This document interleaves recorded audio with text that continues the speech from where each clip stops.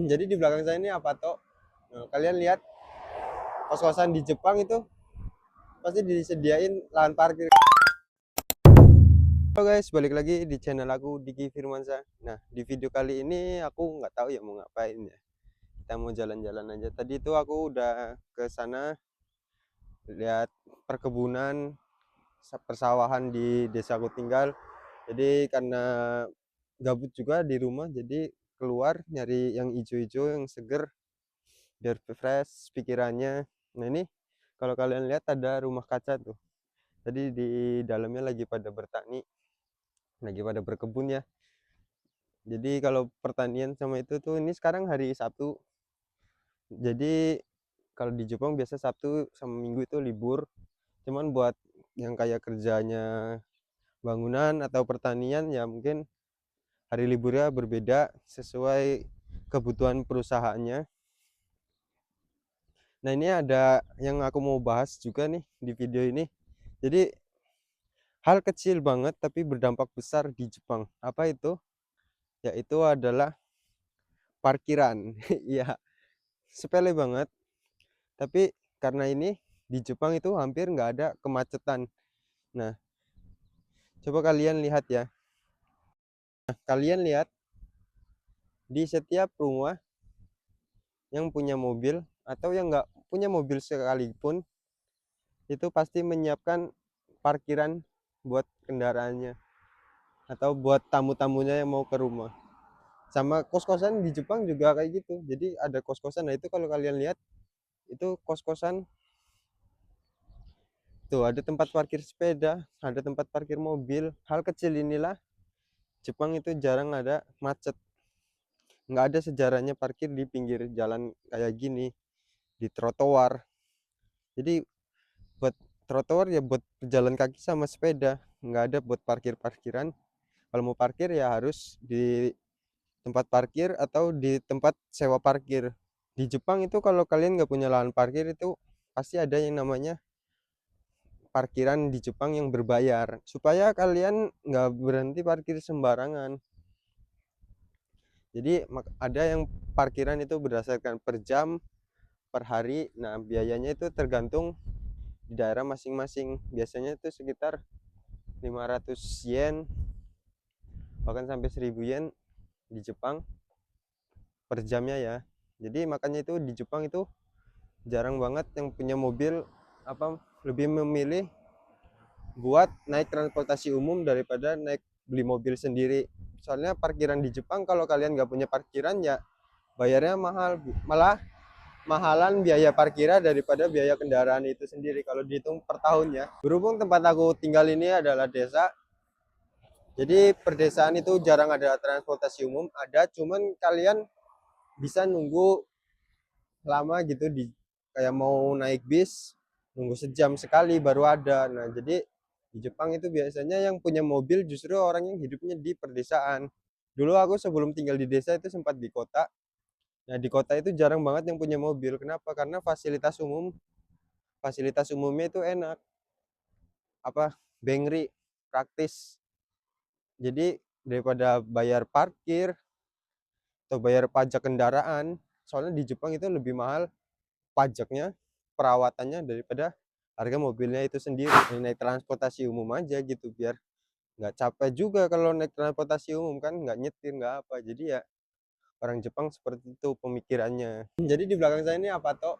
Nah, kalian lihat kos-kosan di Jepang itu pasti disediain lahan parkir kayak gitu tuh. Kalian lihat juga nih di supermarket atau tempat-tempat pembelanjaannya ya. Kalau di Indonesia kan biasanya udah yang beli parkirnya di trotoar, tapi kalian lihat di Jepang itu nyediain parkiran luas banget, lebih luas parkirannya daripada tokonya itu sendiri. Ini di lampu merah ya tertib banget tuh orangnya tuh, yang mau belok kanan nunggu nunggu di lane yang sini selesai dulu, nanti kalau kira-kiranya waktunya udah mau habis baru pasti yang mau belok diutamain, terus yang jalur sebelumnya yang itu pasti bakal ngalah nunggu di lampu merah selanjutnya. Jadi Jepang itu nggak buru-buru kayak di Indonesia. Kemarin ada video apa namanya viral kan, kereta api ada yang nggak nunggu palang sampai selesai. Itu karena nggak mematuhi peraturan, ya akhirnya terjadi kecelakaan. Coba ya kita razia di rumah-rumah Jepang sini, ada nggak yang nggak punya parkiran buat kendaraannya. Nah ini ada.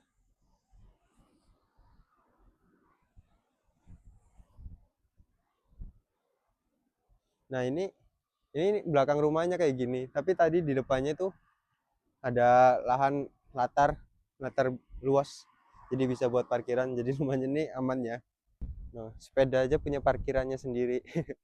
Yang bikin saya suka di Jepang ini, dia nggak egois, mentingin dirinya sendiri, juga mentingin perasaannya orang lain. Nah ini di depan ada laundry sama calon kecantikannya. Coba kalian lihat luas bangunannya, itu lebih luas parkirannya daripada tokonya sendiri. Tuh, bangunannya ke belakangnya kecil banget, tapi lebih luas parkirannya. Ini salonnya. Nah yang di depan ini laundry. Nah ke belakangnya cuma segitu, tapi parkirannya dari sini sampai sini lebih luas parkirannya. Sebenarnya kalau alasannya rumahnya mepet, sebelum kayak susah mau memperbarui kebijakan kayak gini, sebenarnya itu menurut saya ya alasan aja. Kenapa? Dulu di tempat saya tinggal di Kanagawa, itu kan kota ya, rumahnya pasti mepet-mepet sama jalan. Jadi ini kayak ini trotoar, ya rumahnya di sininya gitu batasnya. Jadi otomatis nggak ada lahan parkirnya kan. Nah, tapi juga disediain kayak entah itu swasta atau pemerintahnya, ya saya nggak tahu ya kalau itu. Cuman pasti ada lahan parkirnya gitu yang bayar per jamnya berapa, kayak yang di mall-mall gitu. Nah itu kayak gituin. Nah dengan otomatis kalau kita nggak bisa bayar itu, pasti yang punya mobilnya ya mending jual mobil ya lah, naik mobil transportasi umum. Nah itu juga yang harus dibangun transportasi umumnya menurut saya ya. Soalnya transportasi umum di Indonesia ya masih kurang layak lah menurut saya lah. Kalau kalian udah pergi ke Jepang atau apa, pasti lihat transportasinya itu ya nggak bau. Terus walaupun naik kereta itu empet-empetan ya, cuman tetap nyaman aja. Soalnya apa, nggak ada kejahatan, nggak ada yang ada kejahatan cuman minim ya. Saya malah selama 2 tahun di Jepang itu nggak ada kejahatan sama sekali pas lagi naik kereta transportasi umum ya, entah itu kereta atau bis ataupun pesawat, itu nggak ada sama sekali kendala kayak kejahatan atau kriminal. Ini kan udah lihat apa tuh kos-kosannya Jepang sama rumahnya pasti ada parkiran. Nah kalau pabriknya gimana sih?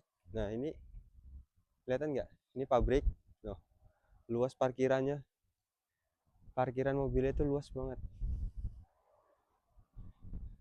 Ada disediain parkir sepeda, motor, sama mobil. Mobilnya ada 3 nih ya, satu rumah ada 3. Cuman ya nggak sama sekali tuh, nggak sama sekali nginjek, cuman di batas papingannya ini doang ya. Jadi nggak ganggu pejalan kaki yang mau jalan kaki. Oke, video kali ini sampai sini aja. Gimana menurut kalian tentang peraturan parkiran yang ada di sini kalau diterapin di negara kita?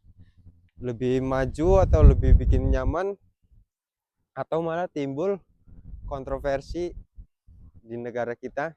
Coba silakan komen di kolom komentar ya. Kalau kalian suka tentang kehidupan atau kerja di Jepang, silakan subscribe channel ini. Gue bakal bikin lebih banyak tentang daily vlog gue ya selama ada di Jepang. Oke, dari gue gitu aja. Sampai jumpa di next video.